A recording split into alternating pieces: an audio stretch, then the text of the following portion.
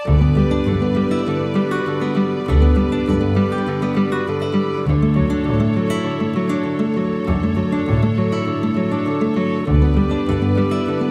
siyempre, meron akong graduation gift sa'yo.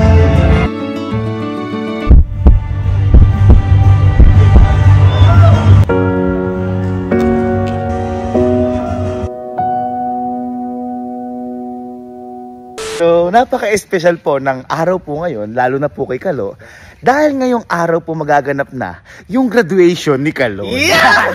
Kayo, kung magtataka kayo kung bakit wala si Kalo dito, kasi nauna na po si Kalo.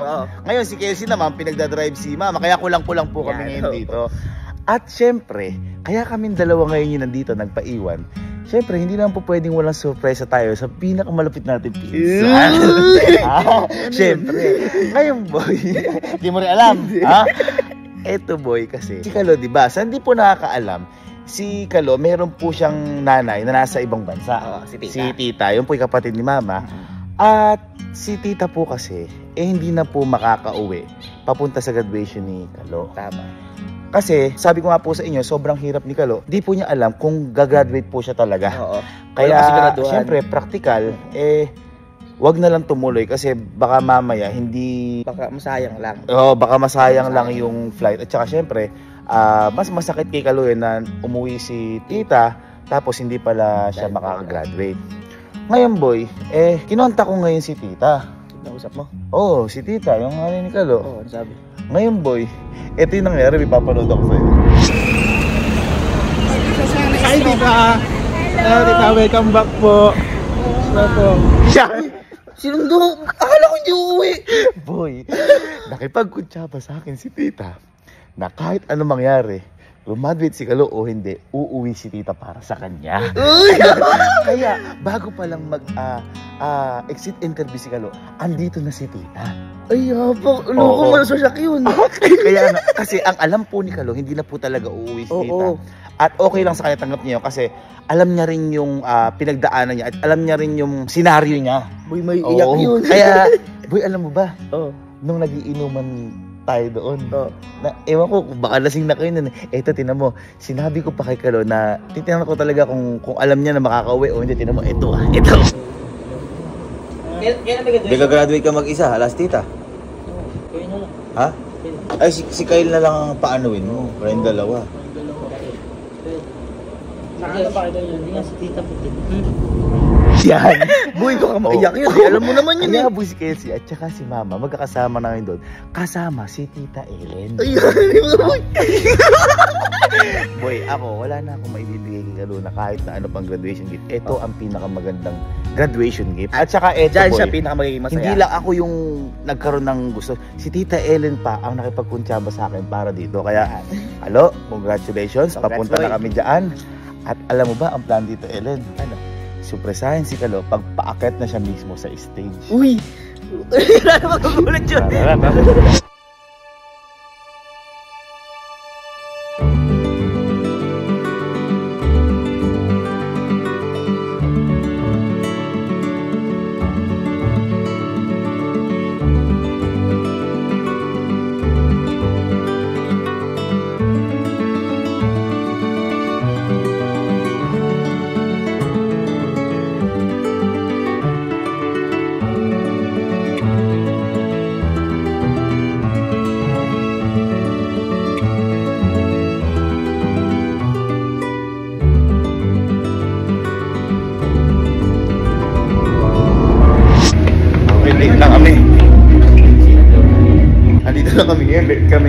Nakapasok na ata sila Kalo kasi ang alam ni Kalo, ako at saka si Mama yung kasama sa kanya papunta sa stage.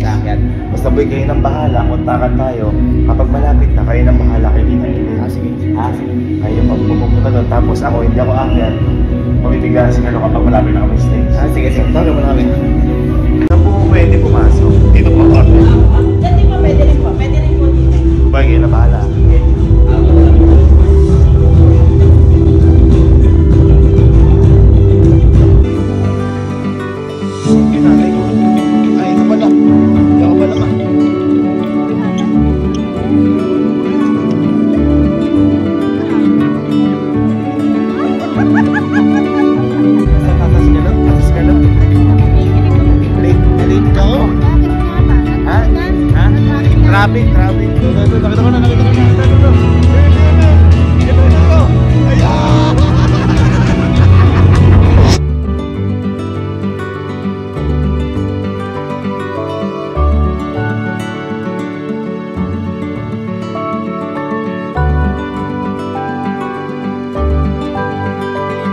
Isang bagsak.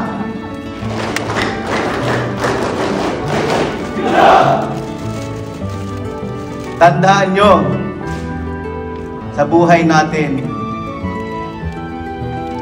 kailangan muna maghirap para magkaroon ng ligaya. Tama ba, Sir Kevin? I heard that in one of his vlog. That is right. Kailangan talaga dumaan muna sa hirap bago nyo alingin. Gulat ako. Video. I love you, CEO. Alright. Yung mga candidates this afternoon, pwede ba tumayo muna kayo, puntahan ng magulang nyo at magpasalamat kayo dahil it is really that accomplishment that we are acknowledging this afternoon. Hindi yung pagtatapos nyo.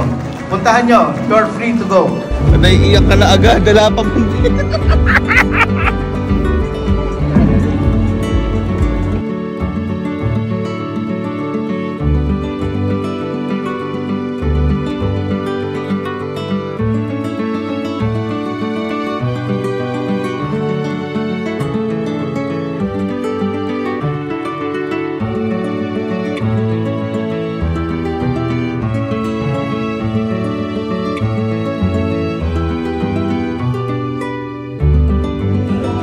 Paaral ko ng barikan Congrats. ngayon. Congrats.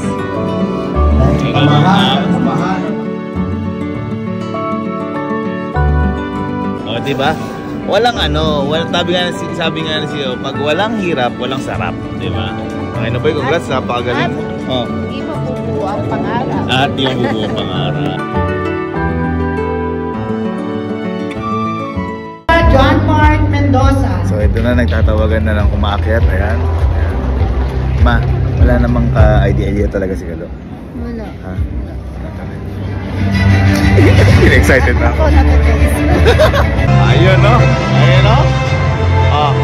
Francisco Ano? Zon Reimburgues. Dito. Yan ba? Akala ko din eh.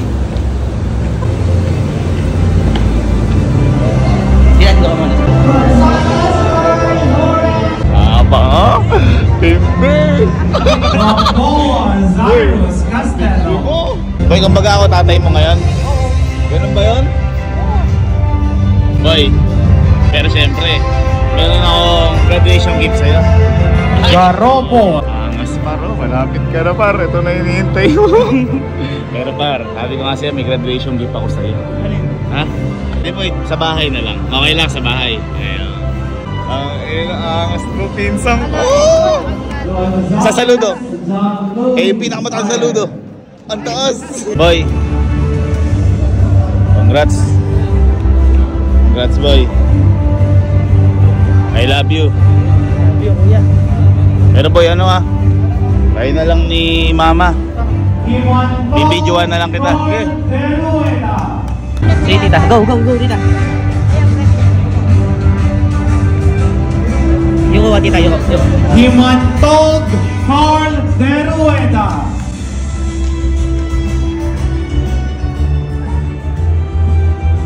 Go tita, go tita, go tita, go tita. Go tita.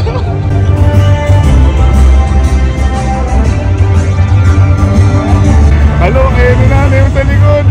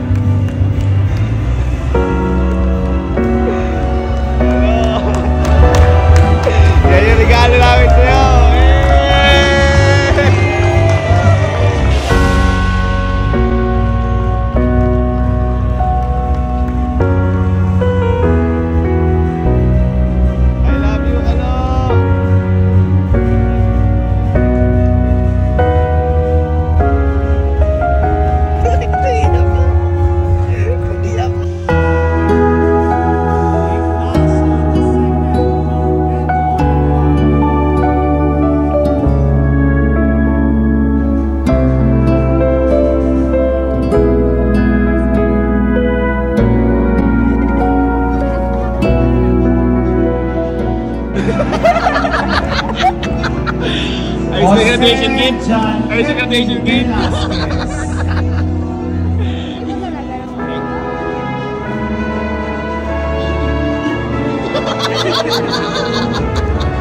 Nagulat siya eh.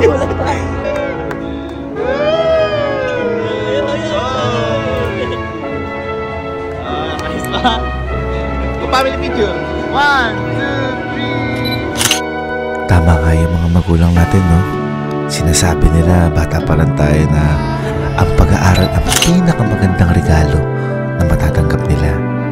Kahit sa likod na to, ay para sa atin din naman ito. Dahil ang kasiyahan lang naman nila ay ang matupad ang mga pangarap ng anak nila. Nung bata pa ako, nagtataka ako, bakit kailangan ko maghirap ng matagal na panahon at ng magulang ko para sa isang pirasong papel na ang pangalan ay diploma? Pero hindi mo namamalayan, kaya ka pala hinuhubog ng pag-aaral at ng matagal na panahon para maintindihan mo na hindi lang ito piraso ng papel, kung hindi, ito ang resibo ng lahat ng tagumpay mo sa kabila ng lahat ng paghihirap mo. Kaya lagi mong tandaan, kailangan mo maghirap para makamit ang sarap. Patungo ito lahat sa iyong pangarap.